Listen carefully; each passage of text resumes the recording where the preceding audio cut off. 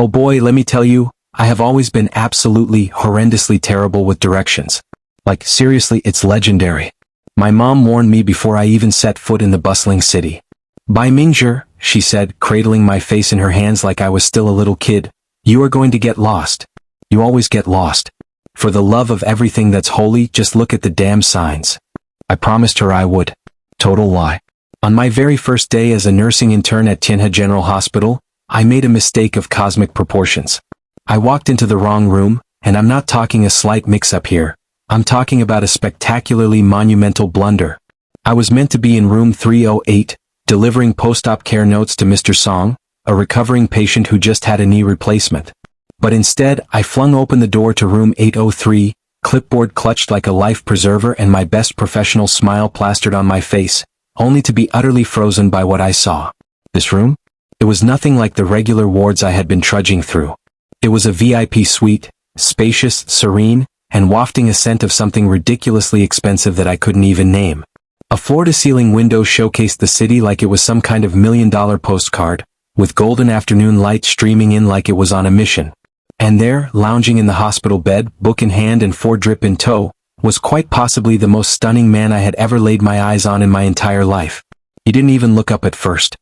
His gaze was glued to his book, those lashes casting delicate shadows on his cheekbones, and his dark hair tousled just enough to look effortlessly cool. He was wearing the standard hospital gown, but somehow, in some unfathomable way, he made it look like high fashion. And then he glanced up.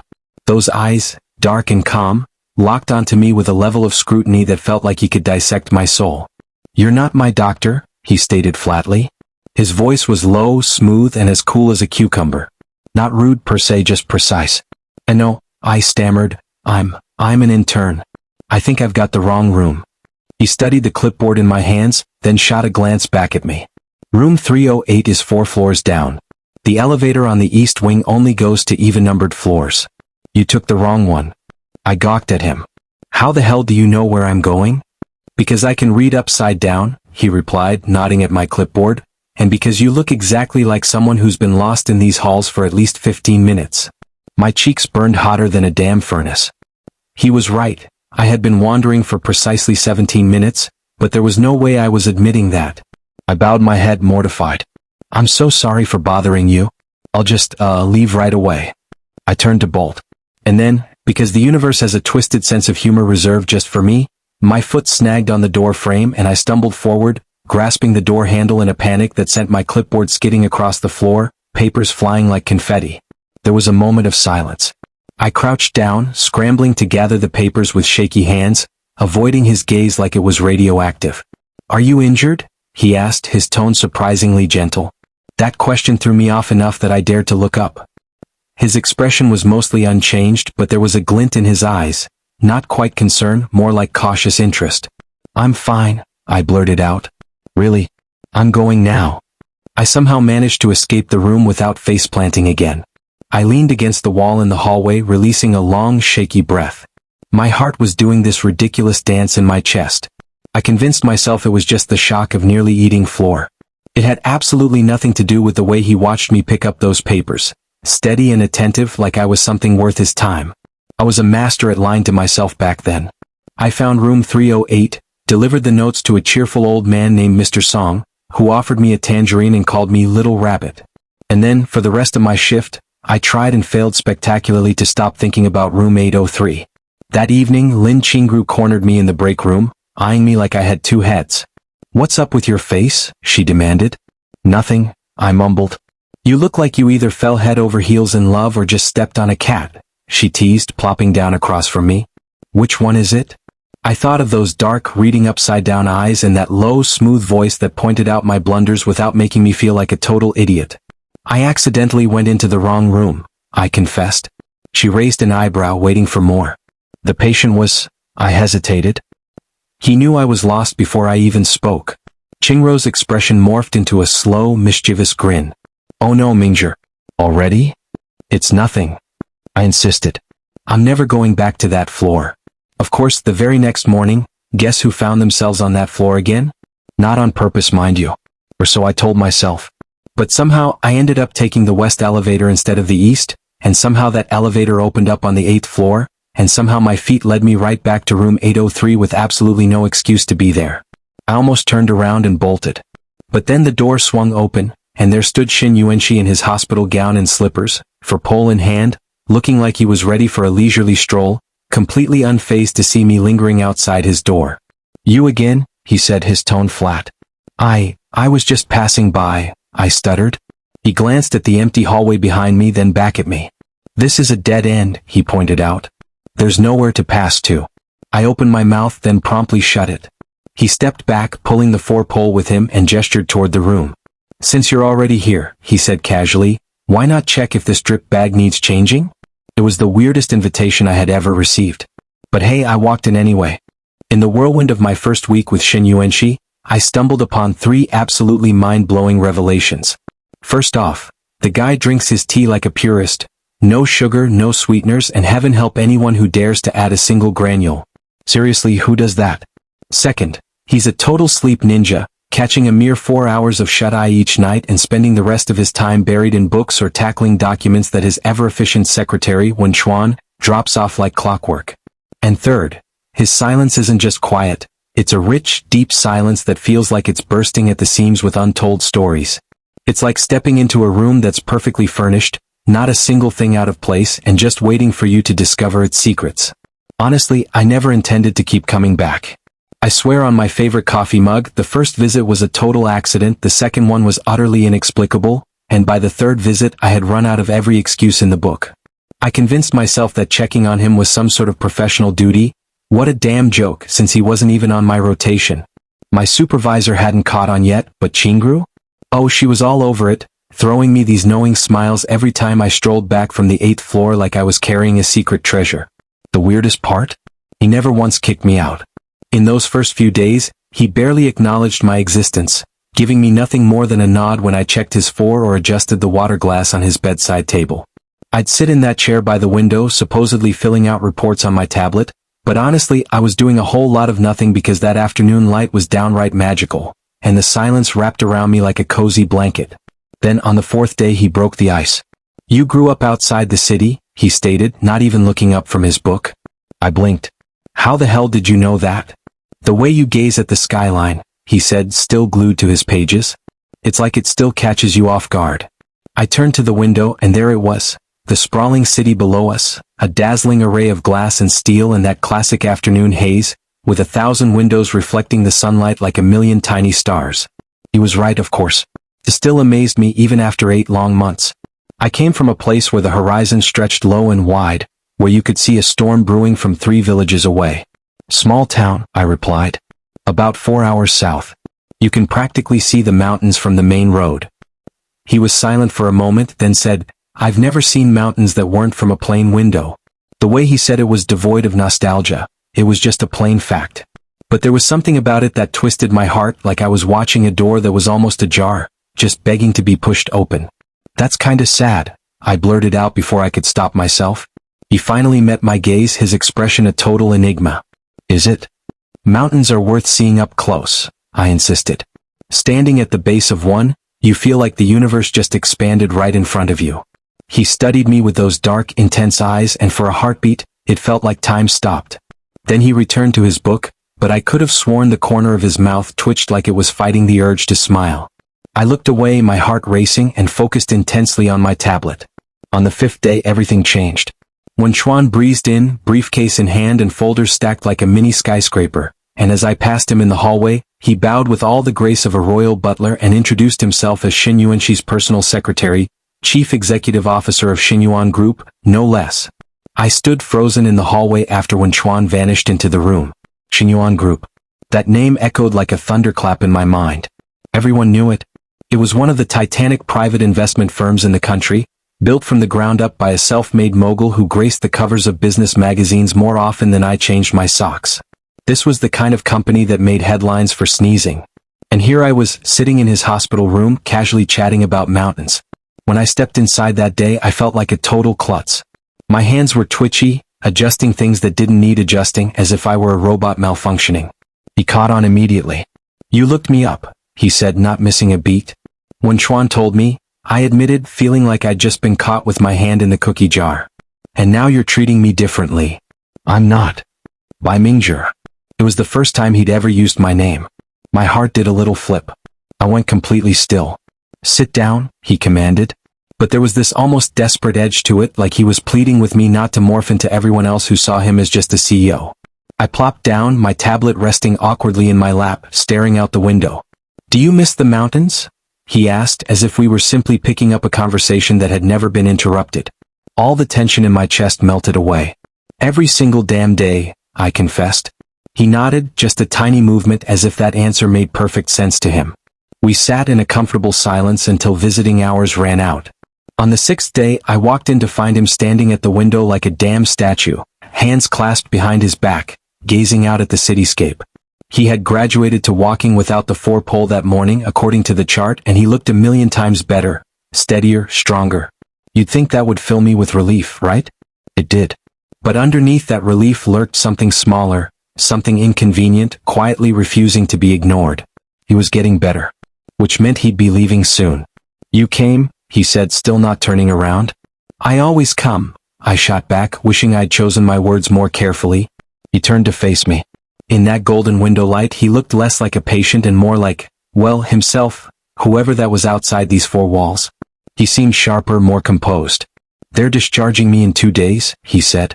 I nodded, already knowing. I'd seen it in the system that morning and spent the next 20 minutes in the supply closet pretending to organize gauze. That's good, I said. You've recovered well. He watched me closely as I spoke, and something flickered across his face. Quick, layered, gone before I could pinpoint it. Yes, he said. I suppose it is.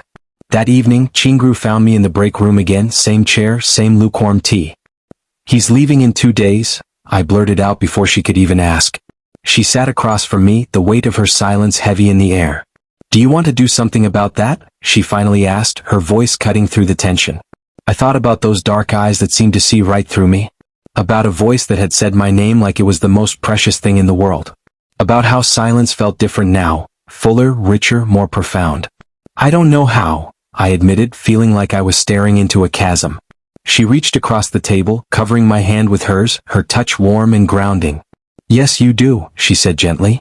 You just walked into his room uninvited and stayed for a week. I think you know exactly how. I nearly skipped out on that last day, I swear. I stood outside room 803 for what felt like an eternity, 4 whole minutes. Yeah, I counted every agonizing tick of the second hand on that hallway clock for times around. I had 0 things with me. Not a chart, not a clipboard, not a single professional excuse to my name. Just me, decked out in my intern getup, heart racing like it was auditioning for the Olympics. What the hell was I going to say? I've known you for a mere 7 days, and somehow you've wormed your way into being the absolute highlight of my mornings? Sitting in silence with you feels like I've known you for a lifetime, way more than most conversations I've had in my entire damn life. So I knocked. Come in, he said, his voice echoing like a siren call. The dude was practically packed up and ready to bounce. His briefcase was chilling by the chair, all zipped up tight. The bedside table looked stripped bare, making the room feel like a sterile hotel instead of a place where someone had actually lived, impersonal and just waiting for the next poor soul. But there he was, still lingering by the window one last time, dressed like a regular human being now, a dark coat and a gray sweater that made him look like a damn movie star. He was so utterly himself, so out of place in this sterile environment, that I felt the distance between us both collapse and expand at the same time, like some weird cosmic phenomenon. You came, he said, echoing the same words as before. But this time, his voice had a different vibe, quieter, almost like he was holding back a tidal wave of emotions. I wanted to say goodbye, I said, trying to keep it together. Properly. He turned from the window, looking at me with that direct, careful gaze of his, not unkind but definitely not sugarcoating anything. And after the goodbye? He asked, and damn, that question hit the room like a meteor crashing into a still pond. What do you mean? I shot back, even though my heart had already picked up on what he was hinting at. After you say goodbye, he continued, what happens then? You go back to your rotation. I go back to the company. We don't see each other again. He said it all cool and collected, just like he did with everything else. But his eyes? Oh man, they were doing this whole dance of vulnerability, like he was holding his breath, waiting for me to react to what he just laid down. In that moment, it hit me like a freight train. He was asking a question without actually asking it. For someone like him, this was probably as close to a declaration as he could muster. My mouth felt like the Sahara. I don't want that, I said, the words slipping out smaller than I'd hoped. I don't want it to be a goodbye that just ends. The room fell into a heavy silence. You realize, he said slowly, that I am a difficult person. I know, I replied, trying to sound braver than I felt. I don't explain myself often. I work ridiculous hours. I've been told I'm impossible to have a conversation with. I've had a week's worth of conversations with you, I countered. I didn't find them impossible. Something flickered in his expression, a tiny shift, just a hint of softness around the eyes, like the tiniest crack in his stoic facade. But I caught it.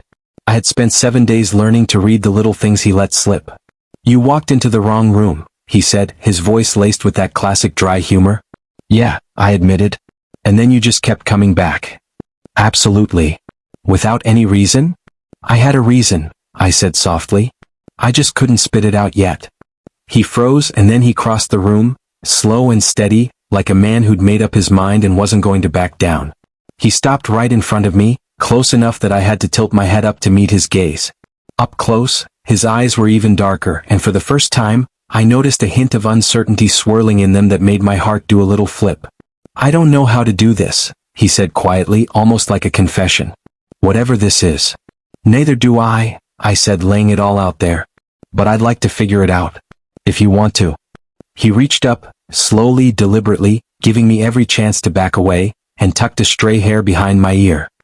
His fingers barely brushed my temple before pulling away, like he was testing the waters of something incredibly fragile. My entire nervous system erupted like a fireworks show. Wen Chuan will have opinions, he said, as if that was a real-world concern to tackle. Qingru will have even more, I shot back. The corner of his mouth twitched, and this time I was certain it was a smile, small, genuine, and so rare that it felt like a precious gift rather than just a simple expression. Then they can have their opinions, he said. Together. Outside the room, I heard Wen Chuan's footsteps approaching and the distant rumble of a discharge cart being wheeled down the hall. The real world was about to crash back in schedules, meetings, and the mundane machinery of our separate lives. But for that one fleeting moment, it was just us, this room, that window, and the man in front of me who had chosen, in his own careful way, to let me stay. I smiled up at him, and he held my gaze with those steady, dark eyes, not looking away.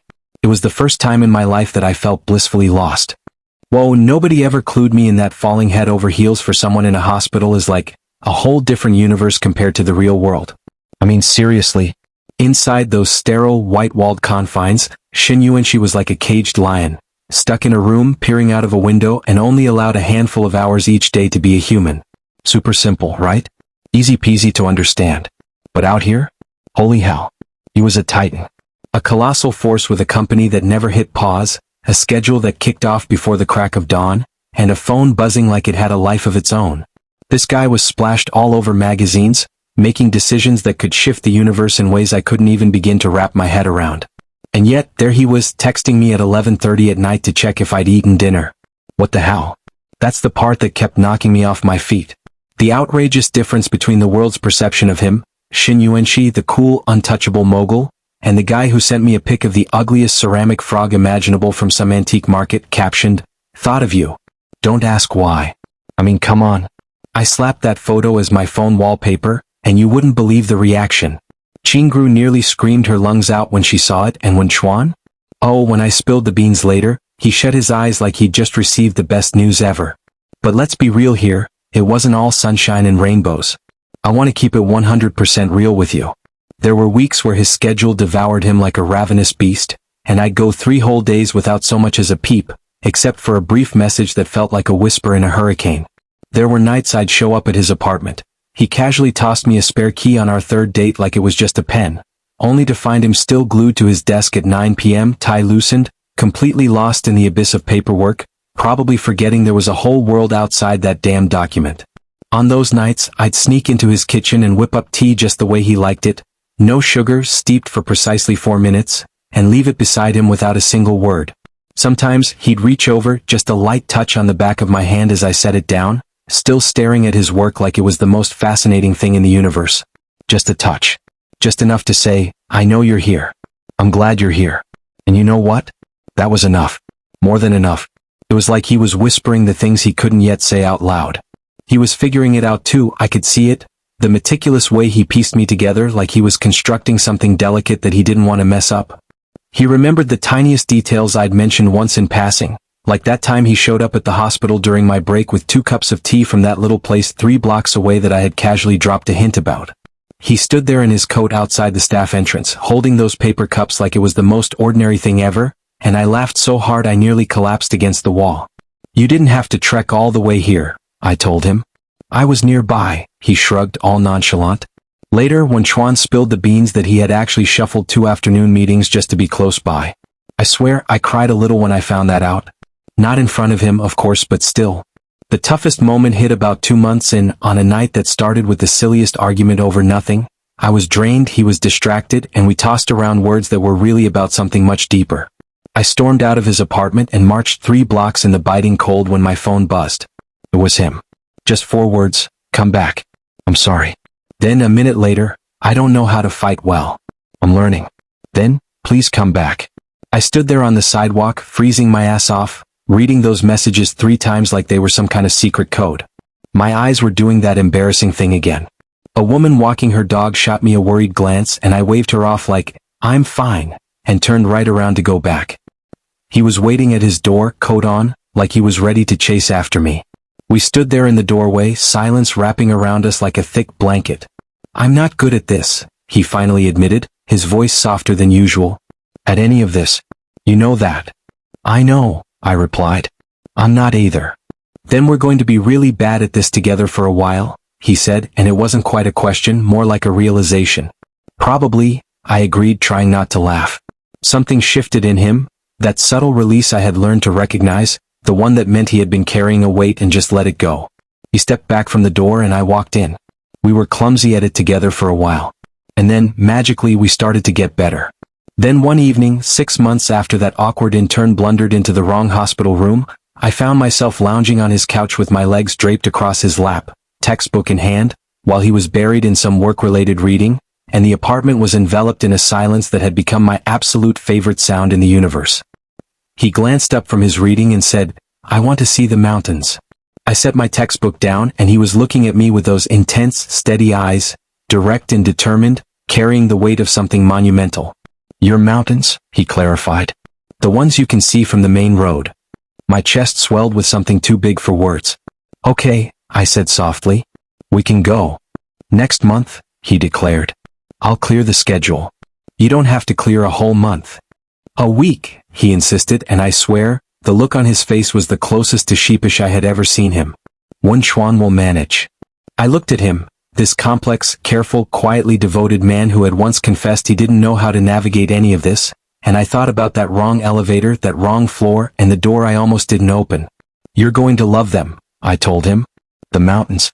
They make everything feel just right." He reached over and covered my hand with his thumb tracing a gentle arc across my knuckles, the same gesture he had been repeating for months. Small, quiet, and entirely his. "I think," he said very softly, "I already know that feeling." Outside, the city sparkled like a million diamonds. Tomorrow would bring schedules, rotations, and all the usual chaos of our separate yet intertwined lives.